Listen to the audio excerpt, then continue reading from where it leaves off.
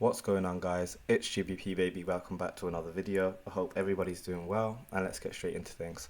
So you'll see on dollar we traded higher, not as anticipated, but we did run into the buy side liquidity target, which is what we wanted to see get traded to at the end of the week. So it is interesting to see that our targets have been traded to, not the ones which I wanted to see get traded to first, which is not a problem, but that indicates to us that we're likely going to see a reversal later on in the week, because if our targets are both discount and premium and we've only traded to the premium and it's only Tuesday, it's likely that we'll see on Wednesday or Thursday some kind of reversal that will pull us back down into some kind of discount. So we do need to be careful of that. Nonetheless, I am going into Wednesday with a bullish bias in terms of wanting to see another up close candle, because the fact that we're continuously pushing higher and price is showing a willingness to want to go higher. You'll see we didn't even take out Monday's low, which is what I wanted to see get taken. The fact that we haven't done that, so the fact that we haven't gone to what we wanted to see happen, is indicative that we're obviously on the wrong side. So we need to start thinking about the other side of the market and where we're going to be trading to. Now, if you've been watching my videos this week, you'll know we've had our eyes on the weekly fair value gap anyway. So it's not like this is shocking to us. We wanted to see us trade into the weekly fair value gap. It was just a matter of time. So now that we're starting to enter inside of it, I am looking for a continuation deeper into it now that we're, this is saying to me, okay, this is where we're heading. We have a nice daily high over here that I like the look of that we didn't quite hit. So let's get that marked out as buy side liquidity. Obviously, you'll see this buy side liquidity has now been tagged again. Obviously, earlier on in the week than I anticipated, but this could be used to our advantage. Let's get rid of that for now. We'll thicken up this, and there are a few markings on here which are still a bit confusing. So you'll see we keyed off that bullish order block. We came back down into it one more time and then traded on higher, and it looks like now we're going to close above yesterday's high. So this now makes this, us closing above Monday's high, is another bullish indication. So now we have another bullish order block, meaning that if we are to continue higher into this weekly fair value gap, the opening of Monday should now act as a price to use as a bullish order block. So we're going to keep an eye on this range, this wick specifically, and as we drop down to lower time frames, we'll take a look at that. Nonetheless, let's get rid of a few things on here just to clear up the charts. And then as we drop down to lower time frames, it will all make sense. But nonetheless, I am looking to dip down into this wicks range and then trade on higher on Wednesday so that we can start attacking this weekly fair value gap. So let's now go to the 4 hour, and you'll see our price traded higher, running at this high, leaving relative equal highs. You'll notice that we haven't taken out these highs yet. Why is it doing that? Because it'll probably want to come and gobble it up tomorrow. It's insinuate, like there's going to be a lot of retail that see this as resistance. Oh, it's stopping because it stopped over here and went lower, so oh, now it's going to go lower. That's what they're thinking, but that's not how we're thinking. We're thinking opposite to that. We're thinking, okay, it's left that there so that we can use it as a target.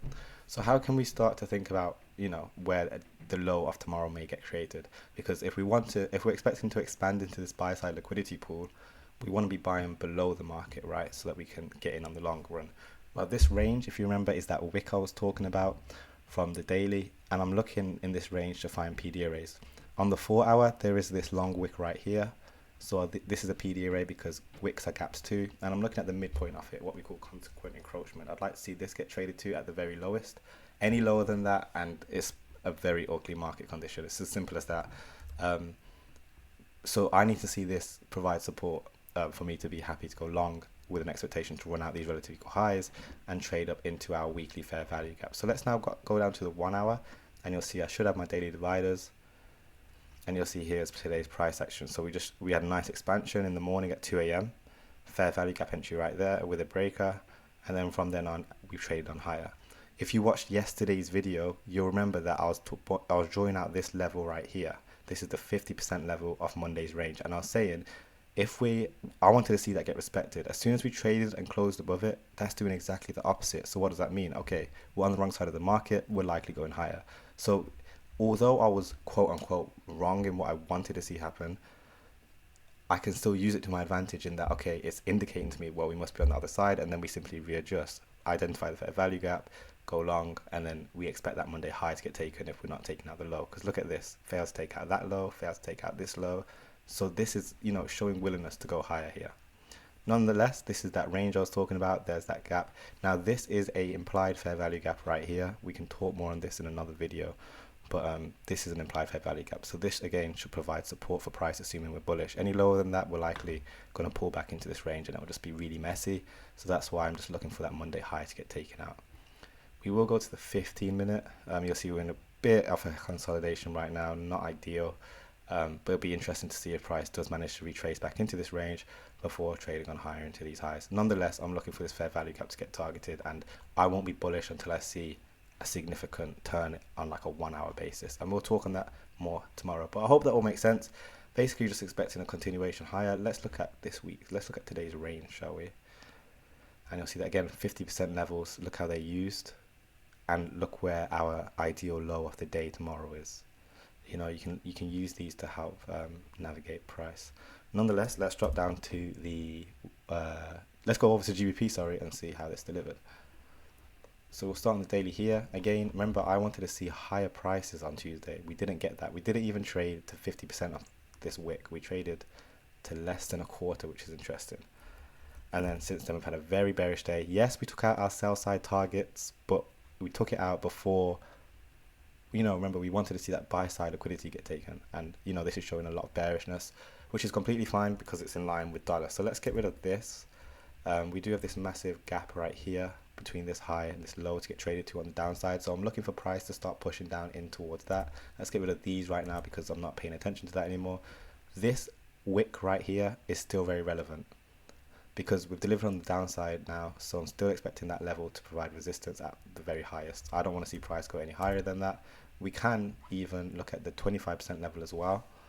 And then if any PD arrays are around that, we may be able to identify what kind of high of the day we may want to see get formed. So let's just get that, excuse me, let's just get that delineated.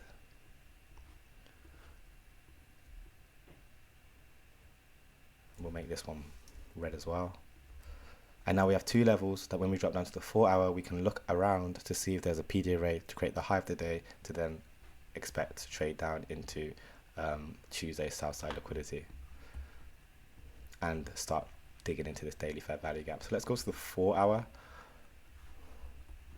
and you'll see how we, wow, this range has clearly been, you know, delivered both on the downside, upside, downside, and we've left it now.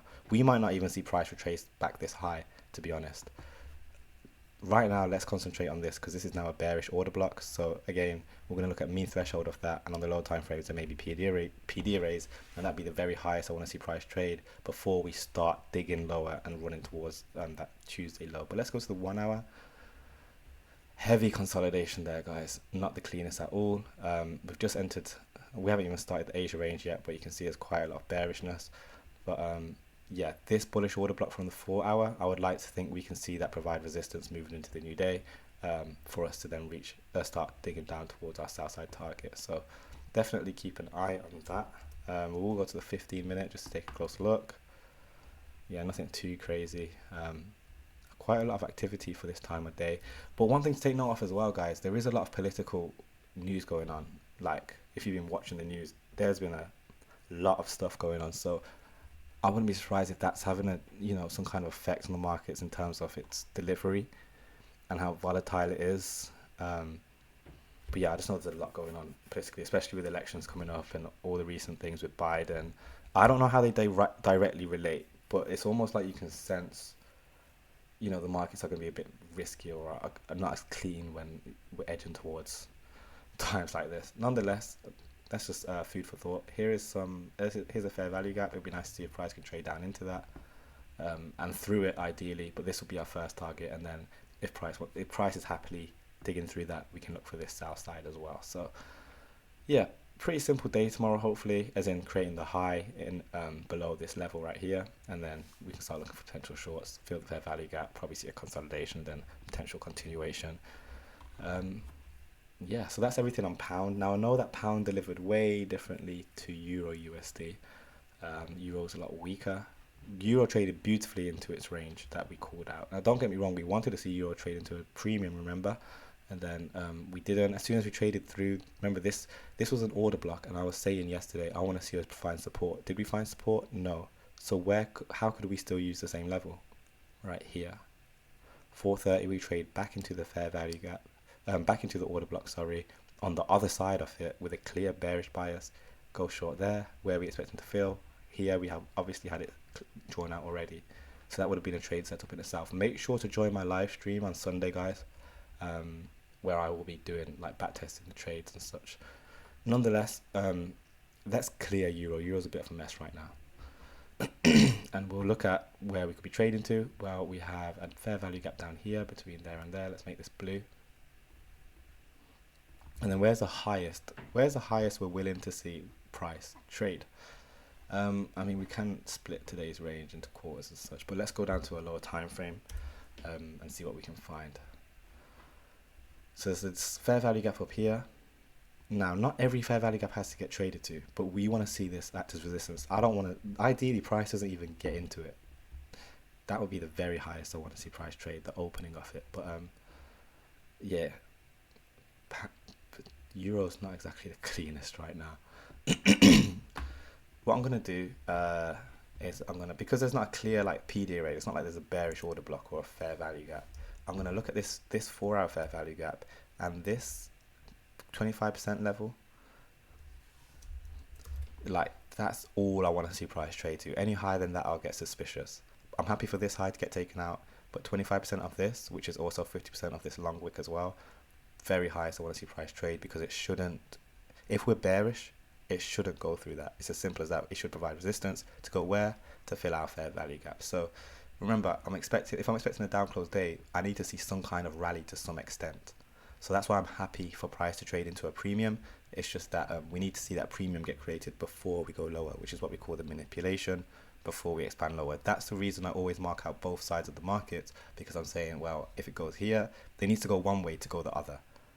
So that's why I'm looking at this premium before the discount. Same thing that I'm doing over on GBP. We have a premium to get into the discount. Same thing on dollar, but the opposite. We have a discount to get into the premium. And then if we jump up to the higher time frames, this is where this week has been interesting to me, because I had a discount and then a premium, but we've already traded to our premium. So what does that mean? Well, the discount would likely get targeted later on in the week. It all makes sense, guys, to me. But I mean, like, I hope that makes sense to you guys. I'll show you again here. We had a premium PD array and then we had a discount. It's just that we've started traded down into our discount quicker than we expected. So any kind of premium we got to think about later on, and we just need to get in line, just like, you know, snap into action. Same on euro. There was a premium PD array we wanted to get traded to, but it didn't. It went straight to our discount. So that's how I'm looking at price. Simple, premium and discount. Very easy said than done. But yeah, hope that all makes sense. Don't forget to smash subscribe, join the mailing list, join the Discord, and join me on Sunday for a live stream. Thanks so much for watching, guys, and I'll catch you in the next one. Peace.